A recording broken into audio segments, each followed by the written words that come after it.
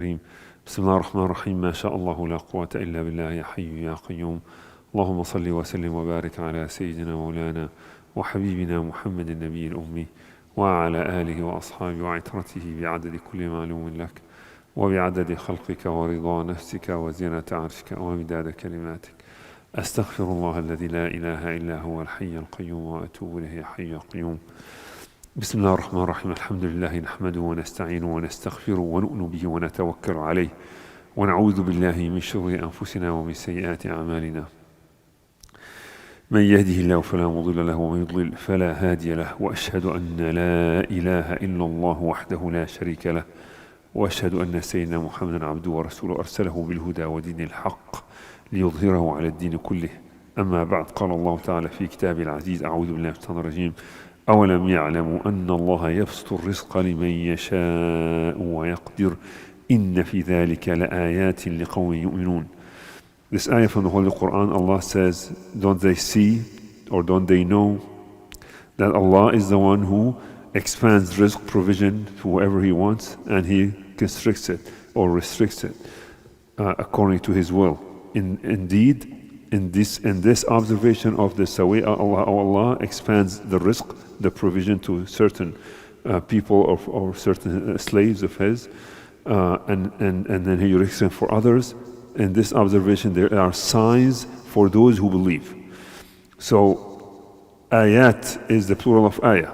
Allah says there are ayat, signs. The word ayah, you see, the Quran is composed, we don't say there are sentences in the Quran, there are ayat in the Quran. But why do we say the Quran has ayat? This is ayah, the number so and so. And the ayah, it means it's a sign that points to the greatness of Allah subhanahu wa ta'ala. And the words of Allah subhanahu wa ta'ala in are the kalamullah, the revelation of Allah of the word of exact words of Allah subhanahu wa ta'ala as it is in the Holy Quran are all signs that point to the greatness of Allah subhanahu wa ta'ala. This is why they called ayat, the plural of one ayah. So in this ayah Allah says, when you observe, that for those who shouldn't they know, can't they know, those who see these things, how Allah distributing rizq between different people of different classes, different levels. There's all kind of social, economic levels that we observe in our life around us. We see, the poor, the one who is completely impoverished, that he doesn't have food to eat, and then we have someone who is a little bit better, who has food on his table, but he can hardly, maintain his income or his family's expenses. And then we have someone who's a little bit better, and then we have the middle class, and we have the upper middle class, then we have the rich people, then we have the very rich people, they have the millionaires, then we have the billionaire, and it looks like, it looks like to those who don't believe in Allah as being the Razzaq, it looks like as if it's random. And for those also who don't believe in Allah as a Razzaq, it also they may say, okay, this person, he worked hard and or studied hard, he got a degree or got a skill, or he got lucky. They say we hear the word lucky a lot. He got lucky and he was at the right time and at the right place, and he managed to strike a deal, or and his timing was perfect and his business was successful, or he was very smart, very intelligent, and now he's very successful. We hear all those things. The reasoning to explain how the distribution of wealth happens around us. And this only that pertains to people who don't believe. But my brother, we are believers in Allah subhanahu wa ta'ala. We are Allah, the ones that Allah has indicated in this ayah, He referenced, لِقَوْمٍ يُؤْمِنُونَ. We are mu'minun, inshaAllah. We are believers. Otherwise we won't be here. We believe in Allah subhanahu wa ta'ala. We believe Allah is all His attributes, including the one of being a Razzaq. So why did Allah says, إِنَّ فِي ذَلِكَ لَآيَاتٍ لِقَوْمٍ يُؤْمِنُونَ? There are signs. When we see these things, the first thing that comes to the believer's mind and heart is that it is Allah who decided and determined and distributed this wealth and this rizq and this provision among those people. We don't use the common sense or the analysis of the kuffar or the non-believers. who use all kind of things. They say he is lucky, he is smart, he's intelligent, he worked hard, he whatever. All kind of, we don't use those. Or sometimes even say it was random. You know, those are the only ones. And if we shift, what happens if we shift our understanding and views in their direction? What will happen? That will undermine our iman, because the ayah is clear. For those who believe, they say this is Allah's doing. And my brothers, you know, when Allah says liman yasha, when the word yasha, it's according to His will.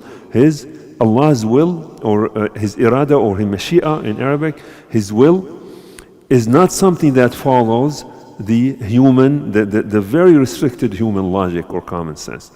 It's always beyond our comprehension. It's always beyond anything we can sense. Allah has His infinite divine wisdom.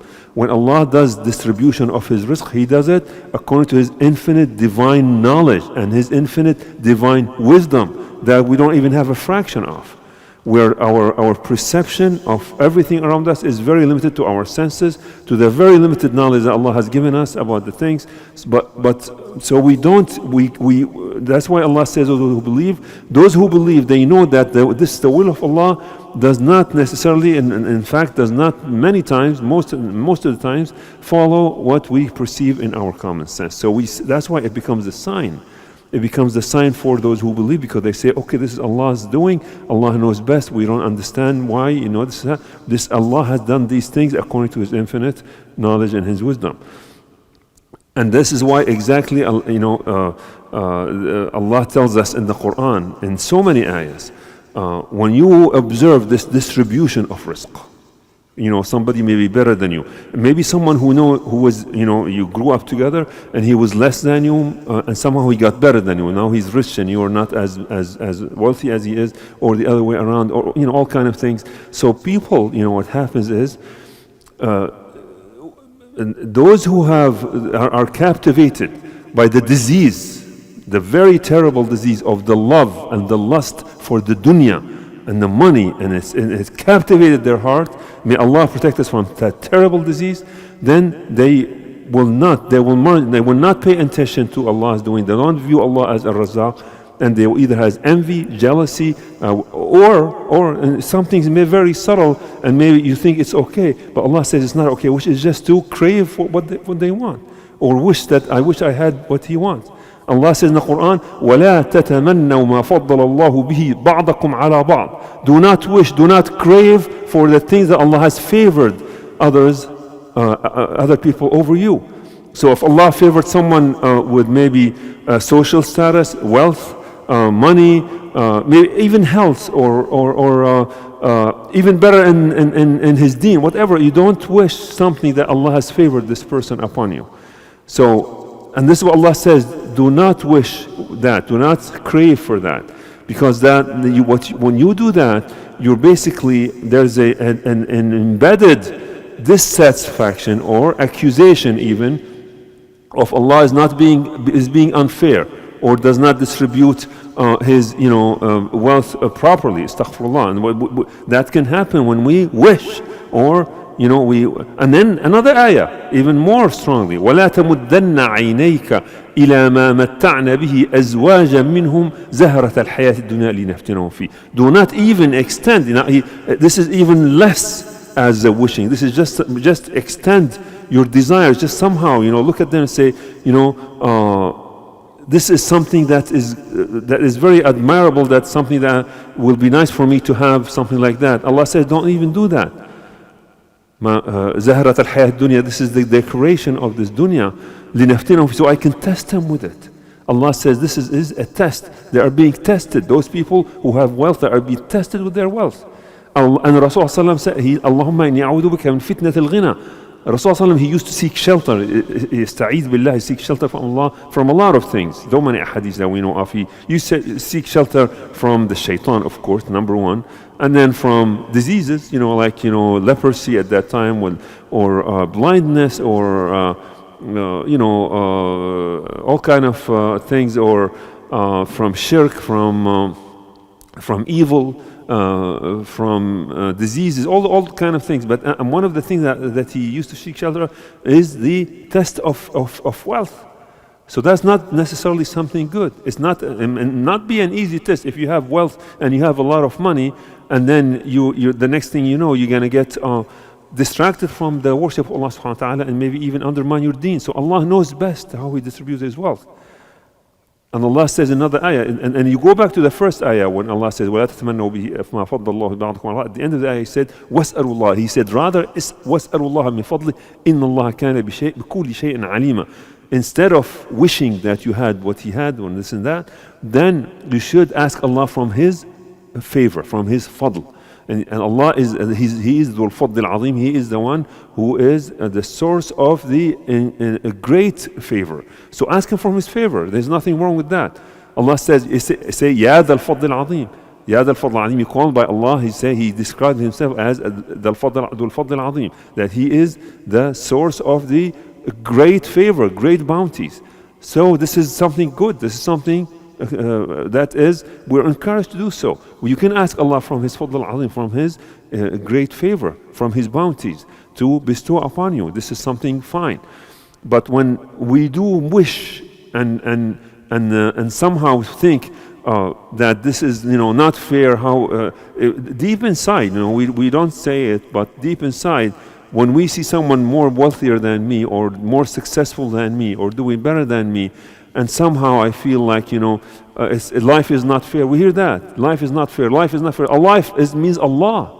Allah says about Rasulullah said about the hadith Qudsi, where the human says something that can end up throwing him in hellfire for 80,000 years. He cusses at life, and I am life. That's the hadith Qudsi. Life is when you say life is unfair, you say Allah is unfair when you say that. And another ayah, Allah subhanahu wa ta'ala says, نَحْنُ قَسَمْنَا بَيْنَهُمْ. When the kuffar says, وَلَوْلَا نُزِّلَ هَذَا الْقُرْآنُ عَلَى رَجُلٍ مِنَ الْقَرْيَتَيْنِ عَظِيمٍ. Because Allah, sent His revelation, His Quran to Muhammad sallallahu alaihi wasallam, and for them, for the kuffar of Quraysh at that time, he is just an orphan of Mecca. He's not like this big wealthy trader that, like the other traders, the biggest, wealthy people who have very high social status. He's just an orphan in Mecca. They said, why this Quran was revealed to one great man, a great man from all those wealthy traders who were have very high status, social status. And he says, Allah's answer, أَهُمْ يَقْسِمُونَ رَحْمَةَ رَبِّكَ. Are they the ones who divide the mercy of Allah? Allah is the one who divide according to His divine wisdom. He said, are they the ones who divide the mercy of Allah subhanahu or Allah's bounties? نحن قسمنا بينهم معيشتهم في الحياة الدنيا. I am the one who distributes what they have been allocated for in this dunya. ورفعنا بعضهم فوق بعض درجات ليتخذ بعضهم بعضا سخريا. And I made different classes and different levels so they can employ each other and hire each other and work with each other. This is part of the scheme that Allah has ordained and designated. And the more you attribute this to Allah, the more in that iman, that is a sign of iman in my heart, and that's something that is pleasing to Allah subhanahu wa ta'ala. When I see things like that, someone more and doing better, more successful, having more money, having something better than me, and I say, okay, this is Allah's doing according to His infinite wisdom. MashaAllah, it's amazing how Allah distributes wealth according to. And they even ask Allah, may Allah give him barakah in his rizq. And there's a hadith that if you say that, you make and wish barakah for the person that you see better than you, then Allah will give you something for equally or even better than what He has. This is something to always keep in mind. But wishing, and the same thing, the surah of Surah Al-Qasas, the story of Qarun, who was supposed to be the wealthiest man at that, ever probably, when he فخرج على قومه في زينته, when he came and he was marching with all his slaves and horses and wealths and gold and all the things, and like a parade, right? فخرج على قومه في زينته قال الذين يريدون الحياة يا ليت لنا مثل ما أوتي قارون قال الذين يريدون الحياة, those who wish, who like, who love, who have this disease in their heart of the lust, the love for the dunya, they said we wish. This is Allah's word, my brother, let's pay attention to that. They said we wish we have what Qarun has. See, they did not say, and there's nothing kufr, they did not deny Allah. All they did is they say we wish we had what Qarun has, which is, this wealth is, they just wishing for the wealth. But وَقَالَ الَّذِينَ أُوتُوا الْعِلْمَ, what did the people who have the knowledge, who have knowledge in their heart, those are the believers, who said to them, to those who were wishing for what Qarun had, وَيْلَكُمْ, woe to you, وَيْلَكُمْ ثَوَابُ اللَّهِ خَيْرٌ لِمَنْ آمَنَ وَعَمِلَ صَالِحًا. What Allah has in store for those who do good deeds, who believe, is way better than this wealth of Qarun. You see, my brothers, there's a hadith of Rasulullah, very interesting. If this whole dunya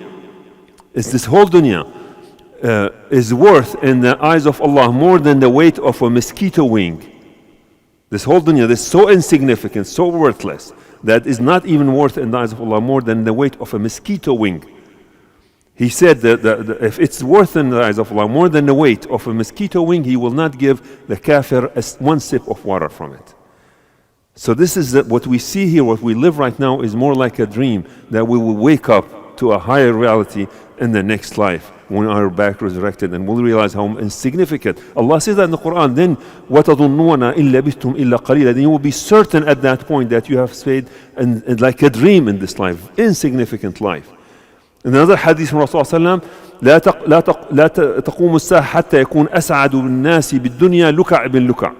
The translation of his hadith, Rasulullah said that one of the signs of the Day of Judgment, before the Day of Judgment comes, that the happiest man with this dunya, with wealthy, rich and all that, is the most foolish, most insignificant man. This is the rough translation of the hadith. So, and this is what we see right now. The richest man right now, the richest man in the world right now is Elon Musk. And this guy, if you hear him talk, you see his conduct, he's almost incoherent. He does, people say he's smart, he's intelligent, he's a good, shrewd businessman. He's none of those things. In reality, the guy is very immature. The way he acts, he fathered 9 sons by 9 different women that he never married. And look what he has. He is the wealthiest man right now in our time. So what does that tell you? The first thing that comes to a believer's heart and mind when you see this, this example of this Elon Musk, who is the richest man in the world right now, is that this is the doing of Allah subhanahu wa ta'ala. If it doesn't make sense to me, it means because I don't have any knowledge. But Allah knows it's not random. He precisely calculated every penny that everyone will have, including this Elon Musk guy. He wants him. Allah wants him. He destined him to be the richest man in this world. Although he's an unbeliever, he's foolish, whatever he is, immature, whatever but this is how the doing of Allah. When we see this is a sign, subhanallah, how Allah destined these things. And how He distributed. نَحْنُ قَسَمْنَا بَيْنَهُمْ مَعِيشَتَهُمْ فِي الْحَيَاةِ الدُّنْيَا. Allah says very clearly, I am specifically divided exactly how much they are supposed to earn and receive in this dunya. So a believer will always come to Allah, says, this is Allah al-Razzaq. وَلَا تَتَمَنَّوْا مَا فَضْلَ. I don't want to wish. I don't want to be like the people who wish what Qarun has, that were condemned by Allah in the Quran. If I have, and I say, I wish I am rich as he is, I wish I have, then we are objecting to the destiny of Allah subhanahu wa ta'ala. But you see that the first thing, please, my brothers, let's do it as a practice. You see something like that, someone with a fancy car that's $100,000 car, a mansion that may be worth $1 million, or something like that. First thing that comes to mind is that this is the doing of Allah. Allah distributed that. If I am a believer, the first thing that will come to my mind and heart. The second thing, I will ask, may Allah give him barakah in that. If he's a Muslim, and maybe he's a Muslim or whatever, you say, may Allah give him barakah in his rizq. This is something that will elevate us in closeness to Allah subhanahu wa ta'ala. And this is a pleasing act to Allah subhanahu wa ta'ala. And this is a sign of a believer. And also we will get things in return. We'll get barakah ourselves when we say these things. And this is how we view the rizq and the distribution of Allah of His rizq among His slaves. سبحانك اللهم وبحمدك أشهد أن لا إله إلا أنت أستغفرك وأتوب إليك أقول قولي هذا وأستغفر الله لي ولكم فيا فوز المستغفرين استغفر الله استغفر الله. أعوذ بالله من الشيطان الرجيم. بسم الله الرحمن الرحيم. الحمد لله كما ينبغي لجلال وجهه ولعظيم سلطانه، وأشهد أن لا إله إلا الله وحده لا شريك له، وأشهد أن سيدنا محمدا عبده ورسوله صلى الله عليه وعلى آله وأصحابه وسلم تسليما كثيرا. أما بعد، فيا عباد الله، اتقوا الله تعالى ولا تموتن إلا وأنتم مسلمون، واعتصموا بحبل الله جميعا ولا تفرقوا، واذكروا نعمة الله عليكم، فإن أصدق الحديث كتاب الله، وخير الهدي هدي رسول الله صلى الله عليه وسلم، واحذروا البدع والمحدثات، فإن شر الأمور محدثاتها، وكل محدثة بدعة، وكل بدعة ضلالة، وكل ضلالة في النار. اعلموا أن الله سبحانه وتعالى أمركم بأمر بدأ فيه بنفسه، فقال سبحانه وتعالى: إن الله وملائكته يصلون على النبي يا أيها الذين آمنوا صلوا عليه وسلموا تسليما. اللهم صل وسلم وبارك على عبدك ورسولك سيدنا محمد البشير النذير والسراج المنير، وارض اللهم عن الأربعة الخلفاء الراشدين أبي بكر وعمر وعثمان وعلي، وعن بقية الصحابة وعن التابعين وتابعي التابعين ومن تبعهم بإحسان إلى يوم الدين، وعنا معهم بعفوك وكرمك وجودك وإحسانك يا أرحم الراحمين. ربنا لا تزغ قلوبنا بعد إذ هديتنا، وهب لنا من لدنك رحمة إنك أنت الوهاب. ربنا لا تؤاخذنا إن نسينا أو أخطأنا، ربنا ولا تحمل علينا إصرا كما حملته على الذين من قبلنا، ربنا ولا تحملنا ما لا طاقة لنا به، واعف عنا واغفر لنا وارحمنا، أنت مولانا فانصرنا على القوم الكافرين. عباد الله رحمكم الله، إن الله يأمر بالعدل والإحسان وإيتاء ذي القربى، وينهى عن الفحشاء والمنكر والبغي، يعظكم لعلكم تذكرون. اذكروا الله يذكركم، واشكروا على نعمه يزدكم، ولذكر الله أكبر، والله يعلم ما تصنعون. وأقم الصلاة.